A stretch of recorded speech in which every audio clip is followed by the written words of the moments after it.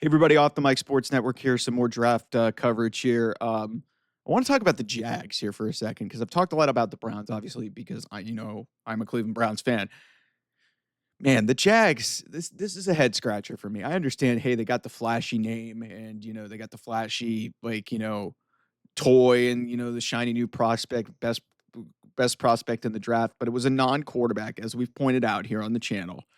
And I keep thinking to myself, man, who owns the Jacksonville Jaguars? That ownership group must suck. Oh, wait. That's right. It's Shad Khan. And who's his son? Tony. I think I said this before a few months back with the whole, Liam Cohen. I think that was when I brought this up. It's no surprise that the Jags did this. It's no surprise. Look who their ownership is. The Jags are basically run like AEW is being run. Look at the evidence. They went for the flash. They've paid a ton of money. They paid Trevor Lawrence too early. They paid Christian Kirk, and now they've traded him out. They overpaid Gabe Davis. They've overpaid a lot of, they went out and got Urban Meyer. How did that work out? They're run like a clown organization, and they go for all the flash and the glitz rather than, doing and building a sustainable model. What have we seen with AEW?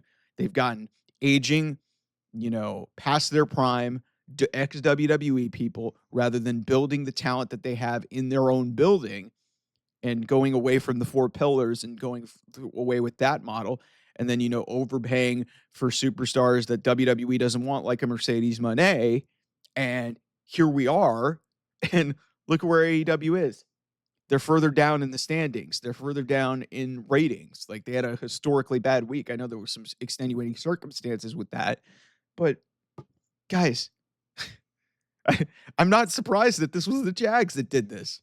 I had to sit back a second and think. I was like, man, the Jags are a terribly run organization. But, man, why would they trade up from 5 to 2, give up a first rounder next year, give up a second rounder this year and a fourth rounder this year for a guy who doesn't even play the most important position on the field, even though they have a quarterback, even though they've already paid him and, he's got some drawbacks, even though he's a supremely talented guy that they picked number 1 overall 4 years ago? It's because of who the ownership is. And the ownership family is the same people that run All Elite Wrestling.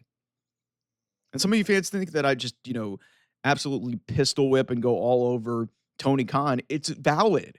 And then you look at this, the way that they run their NFL franchise. Like, what the hell was this? Like, Travis Hunter is not going to change this team from what it is. Okay? That's not going to help this team win. Okay? Like, they still have a bunch of pieces that they need to fix on this team. And again, like I said, when the Browns got the call for that deal, it was a no-brainer for them. And this is what you get when you've got desperate, inept ownership that, is panicking to the point where, hey, we need to throw money or we need to throw draft capital at the next best thing and the next shiny toy to make us more successful. And the reality of the situation is, if it doesn't result in wins, none of this matters. None of this matters. And the reason why the Browns, hey, they trade back, they know they're not going to be good this year, but they got multiple picks to build for the future. And, I've been critical of their ownership, but this was an easy decision to make. And when you've got,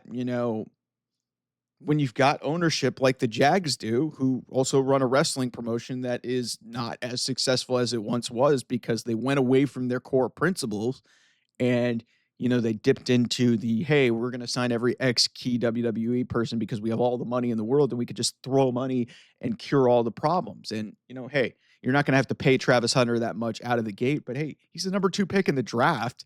You took a non-quarterback, not to mention you also, and nobody's talking about this, even though Travis Hunter is a generational type of athlete and potential future superstar talent, it's like he's got to really deliver with what you gave up for him.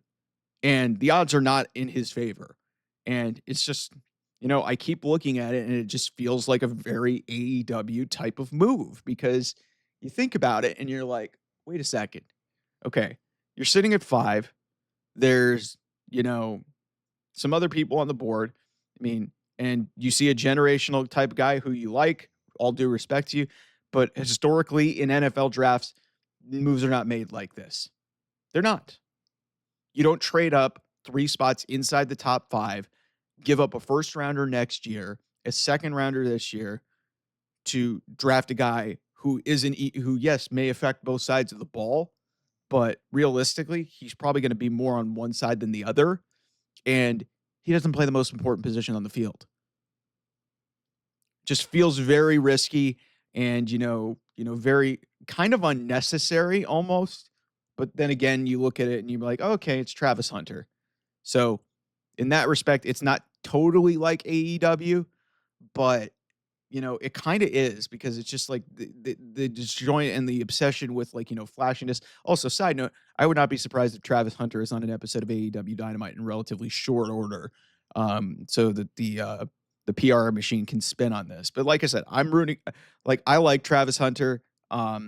Secretly, I kind of don't want him to do well because I want the Browns to actually, get a better pick. But this is weird, man. Anyway, thanks so much for watching. I'll see you guys soon.